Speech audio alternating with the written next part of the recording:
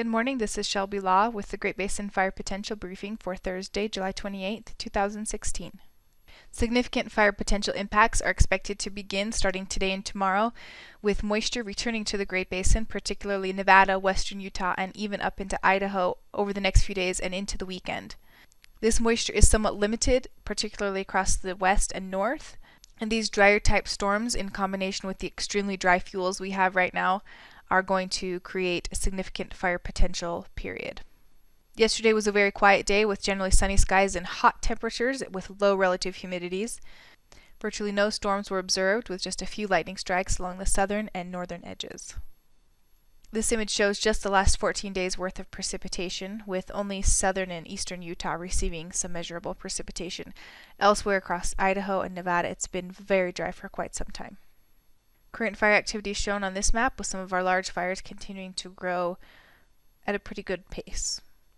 Current fire danger indices are very high for not only the time of year, but for the historical period of record. Many of our sites across northern Utah, northern Nevada, and southern Idaho are even surpassing the 97th percentile. We're seeing some of the highest fire danger across the Great Basin that we've seen for a few years. A few of the PSAs are shown here that are above the 97th percentile on average, and the northern Utah mountains are setting records for the time of year. This morning's water vapor imagery continues to show the high pressure system dominating the weather across the west. That's what's giving us these very hot temperatures, record breaking in some cases over western Nevada, with low relative humidities. It's also the positioning of this high that will allow some moisture up into the Great Basin starting later today. High-risk triggers have been issued for the southern third of Nevada and the far southwest corner of Utah for some of the isolated lightning beginning to start this afternoon into this evening. These storms will be isolated in nature and not produce very much precipitation, especially on this first day. Again, those thunderstorms will be quite isolated in nature, but with the extreme heat and dry conditions that we've had for the last few weeks, the lightning strikes could be quite efficient at starting new large fires. On Friday, the moisture moves slightly further northward into central Nevada and even up into northern California for a continued threat of new large fires. These thunderstorms will continue to be on the dry side, particularly along the northward boundary of that moisture. Relative humidities begin to come up just a bit across the southern tip of the Great Basin, while points further northward, especially over northern Nevada and northwest Utah, those relative humidities will remain in the single digits. Saturday looks like the big day when the high shifts slightly to the east, allowing moisture to track further northward into the northern half of the Great Basin. This will cause more scattered type thunderstorms to develop, with still only limited amounts of precipitation expected with any of these storms across the north. Storms further south may begin to produce a little bit of precipitation with decreasing fire potential in some of those areas.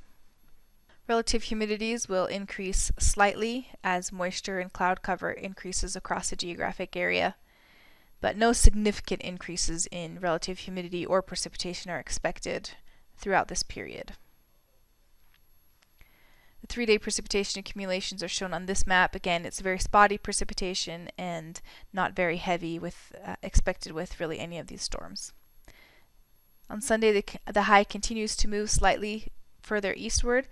This will bring some drier air back into western Nevada and Idaho that continue to allow but the moisture remains in place over eastern Nevada and much of Utah to continue to allow those isolated scattered thunderstorms to develop. More of the same is expected on Monday in terms of thunderstorm coverage, but we're looking for another low pressure system to begin to drop down into the Pacific Northwest, and this may bring some breezy winds to the northern half of the Great Basin. This will add to the critical nature of this event, as isolated lightning will have occurred right before some of these breezy winds move in. Generally, dry and breezy conditions continue across the north on Tuesday, while thunderstorms continue across the southern and southeast portion of the Great Basin. By Wednesday, the storms will be producing some precipitation across southern and eastern Utah. The 7-day precipitation accumulation is shown here, so we can see that in the second half of the forecast period, going into the first part of next week, these storms will moisten up and produce a bit more precipitation, particularly over southern and eastern Utah. The extended forecast going into the second week of August is still calling for above normal temperatures across much of the Great Basin, but we'll see the moisture remaining largely over Utah with some drying over northern Nevada and western Idaho. This concludes today's fire potential briefing. Please check back tomorrow for the latest updates.